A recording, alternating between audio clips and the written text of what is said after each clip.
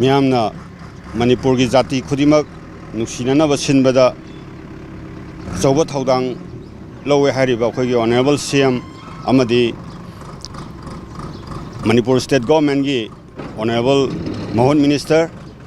सिगी लिचिंग मखादा अखोइना इम्फाल म्युनिसिपल कॉर्पोरेशन ना अखोइगी इम्फाल म्युनिसिपल कॉर्पोरेशन कोनबा जगह खुदिमकता अमोन अकाई पैसंदुना लैरिबा सिंग असि अखोइगी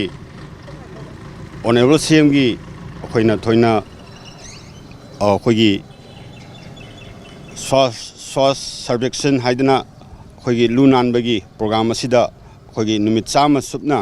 अखोइगी इम्फाल म्युनिसिपल कॉर्पोरेशन कोनबा जगह खुदिमकता अखोइगी प्रजा सेक्शन खरना अमोट अकाई लंथोकबिदुना ब्लैक स्पॉट लेहलिबा असिगुम्बा मयाम असि सेंगदोकपगी प्रोग्राम गा इरोइनना अखोइगी लेप्तना चथरकनी हाइना आईएमसी की माइकैदगी थमजनिंगे तौबदबु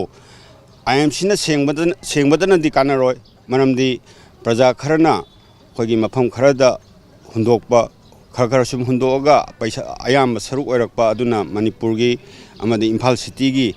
अथीबा हाइबदु ओहल्ले हाइना मियामदा थमजनिंगे मरम अदुना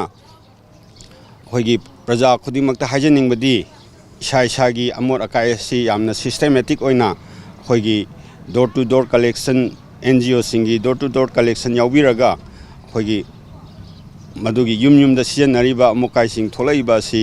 अखोइगी कलेक्शन लाक्पा मतमदो ओइना हापियो आइना अपील तौजरी करिगुम्बा लाक्तबा तारसु मतम चाना लाक्तबा तारसु अखोइगी इम्फाल म्युनिसिपल कॉर्पोरेशन की नंबर अमा पिजगे मदुदा कंप्लेन तौबिरओ हाइदना आई हाइजनिंगी करिगुम्बा थेंगनरबदी मोई पेनाल्टी ओइना फाइन थिहनबा इवन फाहनबा बौ याय अदो मसी अखोइगी इम्फाल म्युनिसिपल कॉर्पोरेशन की अखोइगी स्टाफ सिंगसी वाटपना मरम ओइदुना अखोइ मसीगी लैरिबा